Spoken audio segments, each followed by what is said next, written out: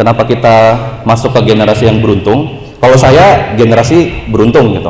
Kalau menurut saya teman-teman adalah generasi yang lebih beruntung dari saya karena internet dan sosial media tuh dalam waktu 10 tahun aja itu perubahannya banyak banget.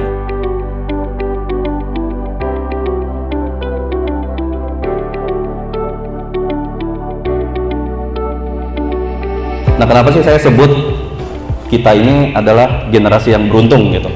Karena menurut saya kita hidup di era dimana internet sama sosial media tuh semuanya sudah terdevelop dengan baik sekarang. Bahkan teman-teman saya yakin 100% di sini mengkonsumsi konten sosial media melalui internet itu udah kayak setiap hari gitu.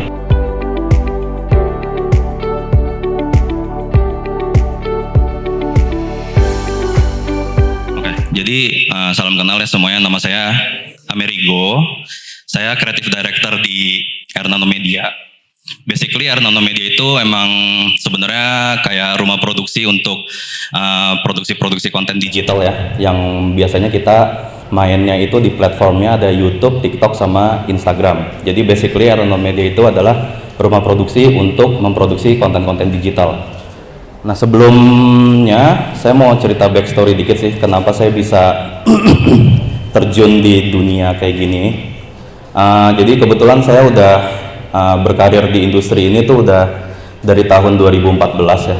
Jadi mungkin kurang lebih udah 9 atau 10 tahun lah saya bekerja di bidang ini. Awal mulanya saya masuk ke sebuah media humor, itu sebenarnya waktu itu cuman untuk syarat kelulusan magang aja sih. Saya nggak terpikirkan bakal ngerjain ini selama 10 tahun gitu, 9 tahun, nggak ada terpikirkan sama sekali.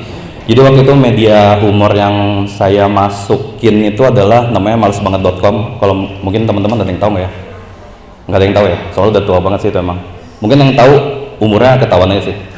Jadi dulu di malesbanget.com itu saya daftar jadi internship magang buat posisi editor karena kebetulan saya dulu kuliahnya itu jurusan perfilman ya, jadi harus nyambung lah sama apa yang saya pelajari semasa kuliah gitu. Nah, intinya di malesbanget.com itu saya diberikan banyak banget sih kesempatan sama mereka untuk explore semua jenis pekerjaan sih. Jadi intinya kayak serabutan aja, namanya juga anak magang, nggak bisa nolak lah ya, kita harus ngapain aja. Jadi waktu itu saya pernah nyobain jadi produser juga pernah, jadi sutradara juga pernah, belajar jadi kameramen juga pernah, dan semuanya kayaknya kalau di porsi audiovisual konten tuh udah pernah lah ngisi semua posisi, sampai pada akhirnya waktu itu saya diangkat menjadi content writer buat malesbanget.com. Intinya saya menjalin kerjasama lah sama semua brand yang mau kerjasama sama malesbanget.com gitu. Output kontennya juga bermacam-macam, ada yang bentuknya artikel, ada yang bentuknya audiovisual. Nah, setelah saya tanda kutip puas ya belajar bikin konten audiovisual di malesbanget.com, saya sosokan bikin sosial media agency gitu sama teman-teman saya, cuman bertiga sih teman saya. Ya basically kita ngurusin semua konten sosmed ya. Itu merupakan salah satu challenge yang baru karena pas saya bikin itu literasi mengenai bagaimana cara kita membuat konten dan sebagainya itu nggak sebanyak sekarang gitu. Jadi waktu itu memang porsi saya dan teman-teman lebih banyak melakukan learning by doing, trial dan error gitu. Jadi makanya saya mau bawa topiknya generasi sekarang ini adalah generasi yang sangat beruntung gitu. Lalu pada akhirnya ya saya terdampar di Ernano Media ya, jadi creative director. Ya intinya sih kerjaannya kebanyakan ngurusin konten-konten tentang audiovisual serta grafis. Oke, jadi topik yang mau saya bawa ini cukup ringan sih sebenarnya. Saya dari kemarin tuh mikir ini kecetekan gak ya buat teman-teman sekarang gitu. Takutnya ini kan informasi udah banyak banget nih sebenarnya beredar di internet, kayak bisa dicari lah. Cuman maksudnya ini saya mau nyeritain sedikit aja sih tentang hasil observasi saya selama 10 tahun kerja di industri kreatif. Nah, kenapa sih saya sebut kita ini adalah generasi yang beruntung gitu? Karena menurut saya kita hidup di era dimana internet sama sosial media tuh udah udah di luar nurul lah ya gitu. Maksudnya semuanya sudah terdevelop dengan baik sekarang. Bahkan teman-teman saya yakin 100% di sini mengkonsumsi konten sosial media melalui internet itu udah kayak setiap hari gitu. Mungkin kalau dulu lagu anak-anak bangun tidurku terus mandi, kalau sekarang bangun tidurku buka sosmed dulu gitu. Jadi maksud saya, kenapa kita masuk ke generasi yang beruntung? Kalau saya generasi beruntung gitu.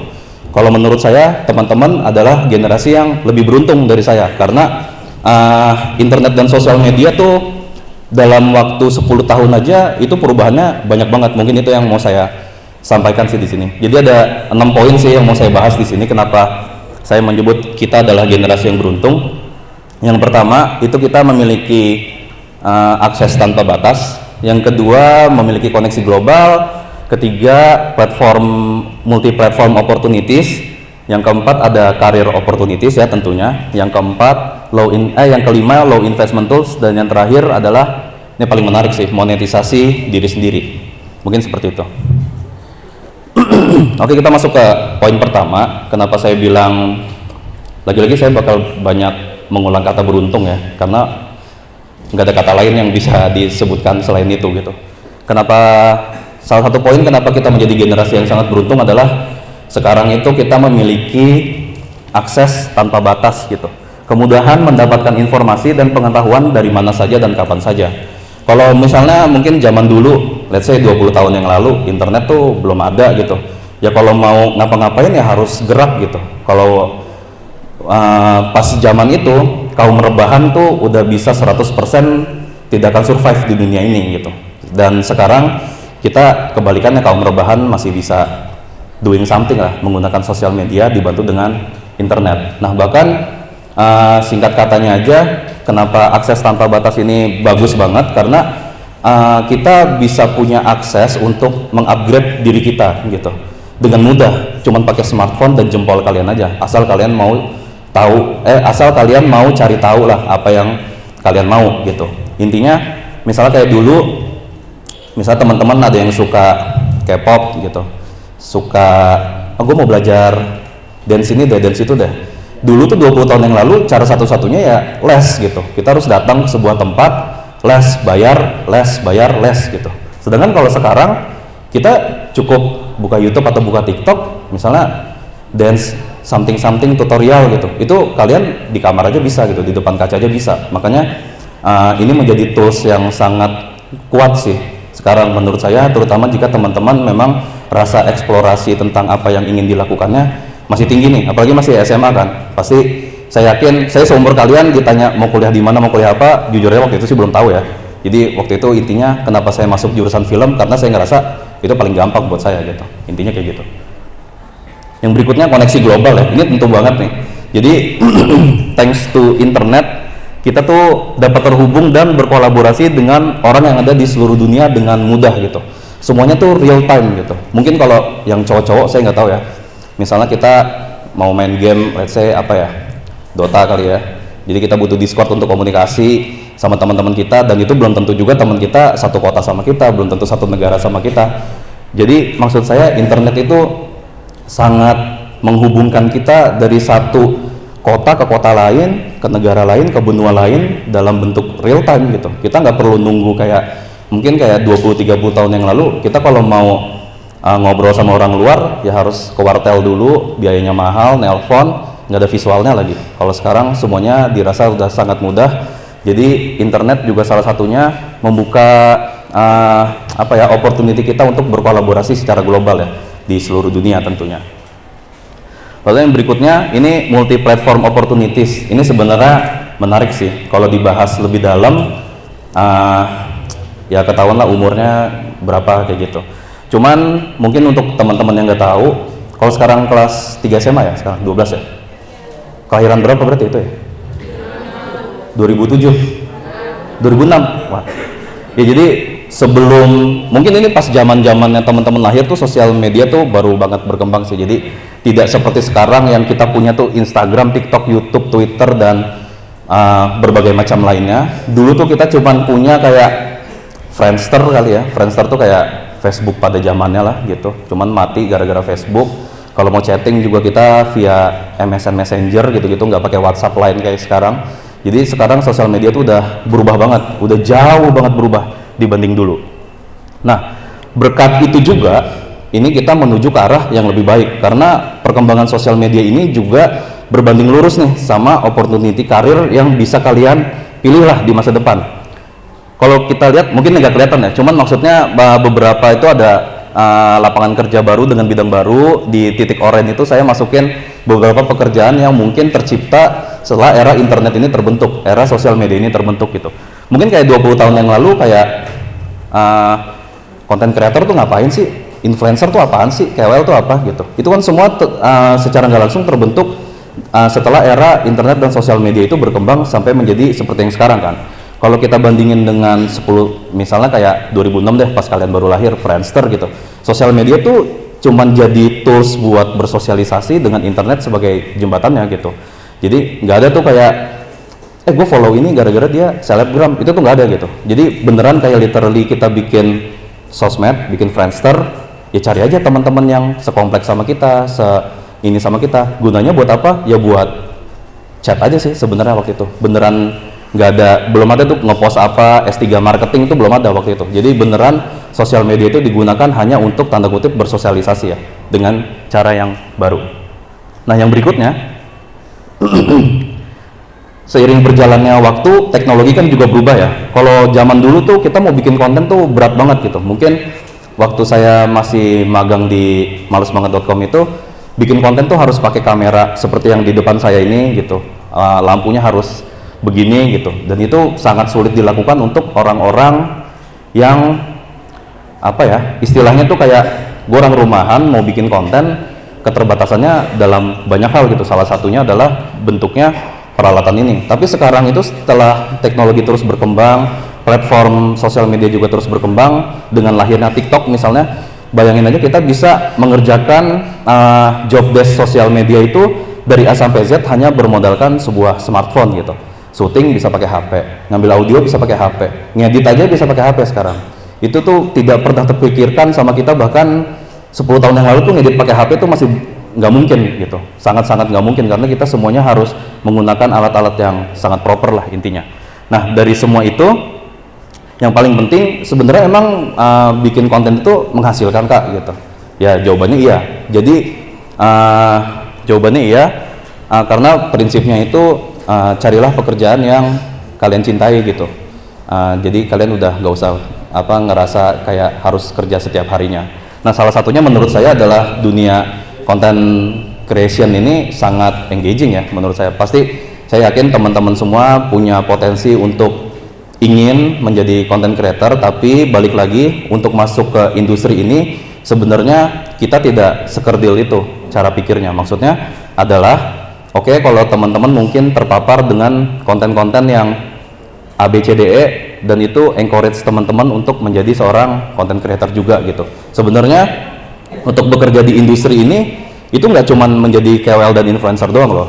Kalau bisa kita lihat poin yang tadi yang banyak itu banyak banget pekerjaan lainnya yang bisa menjadi tanda kutip tim support yang di depan layar. Jadi kita harus bagi dulu nih, mau di depan layar apa di belakang layar. Jadi seperti itu ya. Jadi maksudnya kalau kalian mau terjun ke sini, cara paling mudah memang menjadi content creator, karena ya cukup di rumah, tentuin topiknya, bikin apa, upload, tungguin aja. Intinya kayak gitu. Jadi all in all sebenarnya ini menghasilkan nggak? Iya, sangat menghasilkan. Baik kalian di depan layar atau di belakang layar, menurut saya opportunity pekerjaan di industri kreatif, terutama konten digital seperti ini sangat terbuka luas. Saya yakin di umur sekarang masih sangat ada banyak waktu untuk teman-teman untuk belajar lebih lanjut. Fokuskan mau jadi apa, atau pelajari semuanya biar bisa bergerak kemana aja, kayak gitu. Nah mungkin ini terakhir ya, terakhir saya punya 3 tips aja sih buat teman-teman kalau misalnya memang ya gue maunya jadi content creator atau apapun itu. Yang pertama itu kita harus pilih niche kita biar makin nice lah intinya. Nah kalau teman-teman bertanya niche itu apa, ya tentuin aja dulu kayak gue suka game, itu udah niche tuh. Terus tinggal diturunin lagi dari konten game tuh biasanya apa sih, apakah kalian memang mau lebih ke arah live streamer ya, mungkin kalau teman-teman nonton semuanya misalnya ada kayak Bang Windah, Bang siapalah itu semuanya niche-nya itu udah di game gitu. Lalu yang berikutnya banyak cari referensi aja, percaya sama percaya sama saya, udah nggak ada sesuatu yang baru di bawah matahari bumi ini gitu. Jadi semuanya itu hanyalah sebuah produk amati tiru modifikasi, dan itu nggak salah gitu. Amati tiru modifikasi itu sangat bagus. Jadi teman-teman dengan akses semudah ini, dari kasur aja bisa, sambil panggilan alam aja bisa. Jadi banyak cari referensi aja sih menurut saya. Dan yang terakhir, yang penting adalah konsisten dan disiplin. Ini sangat penting ya, karena saya banyak banget ketemu orang baru bikin konten sebulan 2 bulan itu udah nyerah karena let's say viewsnya jelek, nggak ada yang komen, nggak ada yang nonton, takut diledekin sama teman-teman sekolah. Tapi ingat aja, semua yang kalian lihat sekarang, semua yang besar di sosial media itu pasti pernah ada di posisi kita nih, seperti ya baru mulai gitu, dan itu normal-normal aja menurut saya sih, seperti itu ya. Jadi kurang lebih ya itu aja sih pembahasan dari saya. Intinya saya merasa kalau generasi saya beruntung bisa menikmati internet seperti saat ini. Saya bisa katakan kalau generasi teman-teman lebih beruntung lagi daripada saya. Oke, mungkin cukup sekian dari saya. Saya Amerigo. Mari menjadi anak muda yang berdaya sejak muda. Terima kasih.